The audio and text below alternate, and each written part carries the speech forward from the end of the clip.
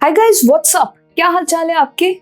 क्या चल रहा है मार्केट में? निफ्टी और बैंक निफ्टी में क्या चल रहा है एंड कौन से वो इम्पोर्टेंट स्टॉक्स है जो हमारे रेडार में हो सकते हैं, जहाँ पर मिल सकते हैं हमें कुछ रिटर्न्स? जानेंगे ये सब कुछ इस वीडियो में। तो चैनल को अभी तक सब्सक्राइब नहीं किया तो फटाफट से कर दीजिए चैनल को subscribe, hit the bell icon. Hello and welcome to Nat packers.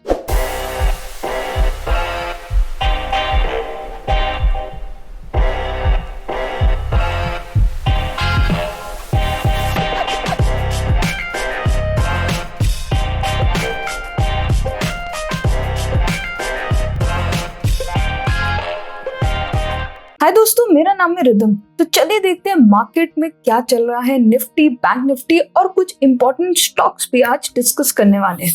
तो सबसे पहले तो हम देखें कि निफ्टी में क्या चल रहा है। तो निफ्टी एक बहुत ही इंटरेस्टिंग स्टेज पे आ चुका है।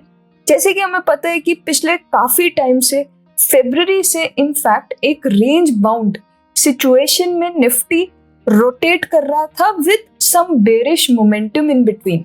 लेकिन रीसेंट टाइम्स में क्या हुआ है, रीसेंट टाइम्स का अगर हम पैटर्न ऑब्जर्व करें निफ्टी का, तो वहां पर we can definitely observe a W pattern. And अगर हम करंट लेवल्स की बात करें तो करंटली एक अच्छे लेवल पे क्लोजिंग देता है 15,100 के ऊपर की, एंड 15,000 का एक मेजर राउंड लेवल सपोर्ट भी है जो निफ्टी को यहाँ से आगे की जर्नी के लिए हेल्प कर सकता है। बट अभी अगर हम एकदम एग्जैक्ट पोजीशन की बात करें निफ्टी की, तो वी कैन ऑब्जर्व एक अच्छा खासा मोमेंटम हुआ था। उसके बाद क्या होता है, एक इनडिसिसिव सी कैंडल बनती है, हॉल्ट करती है मार्केट। जनरली क्या होता है, एक मेजर ट्रेंड के बाद मार्केट हॉल्ट करती है, और एग्जैक्टली वही हुआ निफ्टी और बैंक निफ्टी में 18 मई को। अगर हम इंट्राडे चार्ट की टूवर्ड्स चले, 15 मिनट चार्ट में अगर हम ऑब्जर्व करें तो क्या चला सारा दिन 18 मई को, आप देख पा रहे हैं एक बहुत अच्छा मोमेंटम था 17 मई को, और वहां से एक बहुत बड़े गैप अप ओपन करती है मार्केट और फिर एक रेंज में रोटेट करती है। अभी भी अगर हम बात करें तो एक बहुत ही रेंज ओरिएंटेड क्लोजिंग निफ्टी ने दी है। तो यहाँ पर अगर हम देखें क्या मोमेंटम हो सकता है आगे के लिए 19 मई को, पॉसिबिलिटीज क्या क्या है? पॉसिबिलिटीज ये है कि हो सकता है with in the range market open करे और वहां से ऊपर की तरफ निकले, या फिर हो सकता है अगर गैप अप ओपन हो जाए तो फिर हम बेरिश की जगह बुलिश ही ट्रेड लेना पसंद करेंगे, राइट? तो इस लेवल के ऊपर definitely we have some positivity, some bullishness attached to Nifty.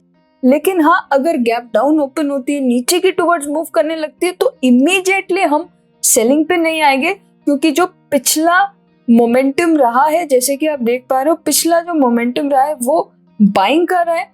तो इमीडिएट सेलिंग पे नहीं आएंगे। Definitely we are going to wait for a price action and then ही हम सेलिंग करेंगे। अदरवाइज अगर ऊपर की तरफ निकलने लगता है तो लॉन्ग पोजीशन लेने में कोई दिक्कत नहीं है। एंड ऐसा भी हो सकता है कि एक और दिन मार्केट होल्ड कर दे और उसके बाद मोमेंटम करे। ये कुछ पॉसिबिलिटीज है 19 मई के लिए निफ्टी के लिए। अभी अगर हम बात करें बैंक निफ्टी की, तो वहां भी कुछ बहुत ही इंटरेस्टिंग पैटर्न्स हम ऑब्जर्व कर सकते हैं। बैंक निफ्टी की बात की जाए तो वहां क्या चल रहा था, वहां निफ्टी से ज्यादा ट्रेंडिंग मार्केट थी, डाउनवर्ड ट्रेंड था पिछले काफी टाइम से। We can say approximately March starting से लेकर के आपका अप्रैल 23 तक एक डाउन ट्रेंड था जिसको बैंक निफ्टी रिस्पेक्ट कर रहा था, और उसके बाद वहां से आता है ब्रेकआउट। और ब्रेकआउट के बाद क्या होता है जी, अगेन ब्रेकआउट के बाद एक इंपॉर्टेंट लेवल पे अराउंड 32,000 के राउंड लेवल पे बैंक निफ्टी फिर से सपोर्ट लेता है, ऊपर जाने की कोशिश करता है, रिजेक्शन, एंड अगेन फिर से ऊपर जाने की कोशिश करता है और डब्ल्यू पैटर्न बना देता है। अभी फिर से अगर इस रेंज को क्रॉस करता है अराउंड 33,200 या 300 के लेवल के ऊपर, अगेन बैंक निफ्टी बुलिश हो जाएगा, क्योंकि इसी तरीके से ट्रेंड चेंज होता है। ऐसा नहीं है कि कि ट्रेंड नीचे चल रहा था और इस तरीके से वी रिकवरी हमें देखने को मिलती है। देयर आर पैटर्न्स जिसको प्राइस रिस्पेक्ट करते हुए धीरे धीरे अपना ट्रेंड चेंज करती है।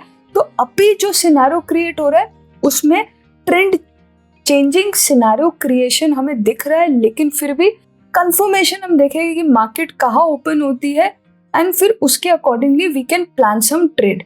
अगर हम 15 मिनट चार्ट के टूवर्ड्स चले गए तो जैसे कि निफ्टी में हमने ऑब्जर्व किया था, बैंक निफ्टी में भी एक रेंज है जिसमें ये क्लोज हुआ है। अब हो सकता है 19 मई को हमें एक और होल्डिंग डे मिले, उसके बाद मोमेंटम मिले और डेफिनेटली हमारी जो बायसनेस है वो बुलिश बायसनेस है।